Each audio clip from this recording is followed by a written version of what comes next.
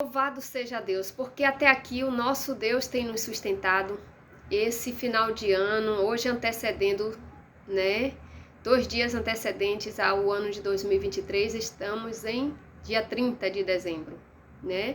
E precisamos entender que Jesus Cristo fez uma promessa, nos avisou e Deus nos cumpriu. Jesus Cristo disse que no mundo teríamos aflições, mas era para a gente ter bom ânimo. Porque o Espírito Santo de Deus estaria conosco e permanece, porque Deus, Ele nos garantiu isso.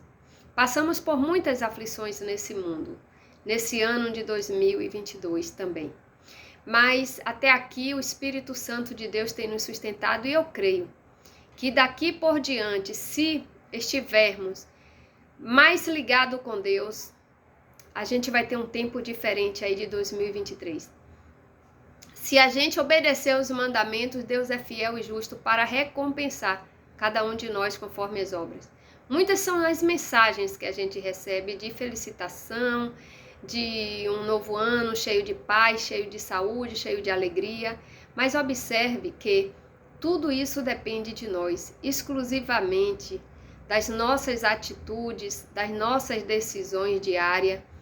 Né? Se em 2022 a gente falhou em alguma coisa porque somos pecadores, é necessário que a gente reflita, deixe para trás o pecado, abandone o pecado, confesse. Se confessarmos o nosso pecado, Deus é fiel e justo para nos perdoar. Se a gente ofendeu alguém, algum irmão, é necessário que a gente, na mesma linha de ofensa, por onde você ofendeu o irmão, por onde fizemos alguma coisa de errado, é necessário que pelo mesmo caminho a gente vá e conserte o nosso erro. A gente confesse o nosso pecado para que Deus nos perdoe.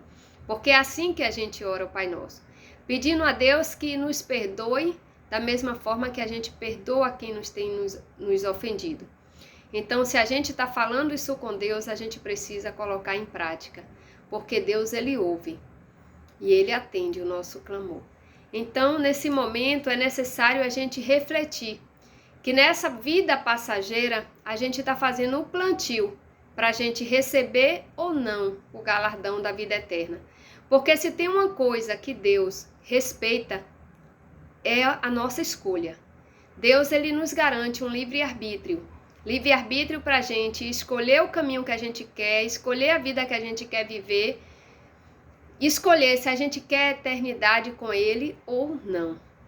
Deus, Ele deu a Jesus Cristo para morrer na cruz do Calvário para salvar a todos nós. Essa é a escolha de Deus para nós. Mas Ele também nos dá o livre-arbítrio, porque Ele não quer nenhum de nós por força e nem por violência. Ele já nos mostrou que o desejo dele é que todos estejamos um dia na glória com Ele. Mas se nós não quisermos, também Ele vai respeitar, Ele não vai obrigar, porque o nosso Deus, Ele não invade. Ainda Ele sendo o dono da nossa vida, mas Ele por amor nos respeita, tá certo? E aqui eu deixo um versículo bíblico, aonde diz assim, está no livro de Marcos, no capítulo 8, abra sua Bíblia, por favor. Se você não tem Bíblia, até no celular mesmo, coloque no Google. Marcos capítulo 8, no versículo 35 ao 38, que diz assim. O 35 está revelado aqui, a palavra de Deus dizendo: porque qualquer que quiser salvar a sua vida, perdê-la-á. Mas qualquer que perder a sua vida por amor de mim e do Evangelho, esse a salvará. Então, muitos de nós, a gente fica na dúvida dessa passagem bíblica. Deus está nos orientando. Muitas vezes a pessoa fala assim, eu vou perder a oportunidade de viver para ir para a igreja. Não, meu irmão, você não vai perder a oportunidade de viver, porque na presença de Deus a gente vive melhor. A gente vive com mais alegria, com mais garantia. Na presença de Deus a gente tem o que muitas vezes você que está no mundo, você que nunca congregou, nunca esteve ligado a uma congregação, a um grupo de evangelismo com Deus, você fica preocupada, eu vou largar as festas, vou largar isso, aquilo outro, prazer de viver. Na presença de Deus, a gente tem também o prazer, e muito maior, porque a gente tem a presença de Deus, a qual não está no mundo, nas festividades mundanas. Porque Deus, ele ama o pecador, mas ele abomina o pecado. Deus não está em ambiente que está ali embebido de pecado. Deus não está. E por muito Deus não está, acontece muitas coisas. Muitas pessoas tiveram um prazer momentâneo, mas não tiveram o prazer de depois contar uma história feliz. Tá certo? E no versículo, 37 diz: ou que daria o homem pelo resgate da sua alma? Não tem dinheiro, porque Deus já deu. Deus deu o maior preço, a vida de Jesus. Um preço que nenhum outro deu por nós, porque nós somos pecadores, ninguém nunca nos valorizou tanto, mas Deus, ele deu esse valor grande, alto preço, que não tem como mensurar. E quando chegamos aqui, no versículo 38 diz: portanto, qualquer que entre esta geração, viu? Não é outra não.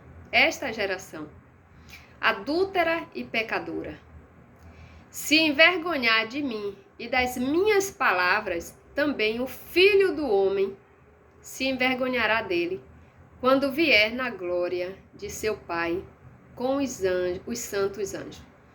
Então, todo aquele que aqui na terra se envergonhar de declarar Jesus Cristo como o único Senhor e Salvador da vida, aquele que se envergonhar de fazer a obra de Deus, quando partir desse mundo para o outro, quando chegar lá na glória de Deus, Jesus Cristo não vai declarar como Filho de Deus. O recado está dado para que nós possamos refletir com mais maturidade e saber o que a gente quer mesmo. Se é vida eterna com Jesus em paz, ou se é vida de tormento e aflição eterna.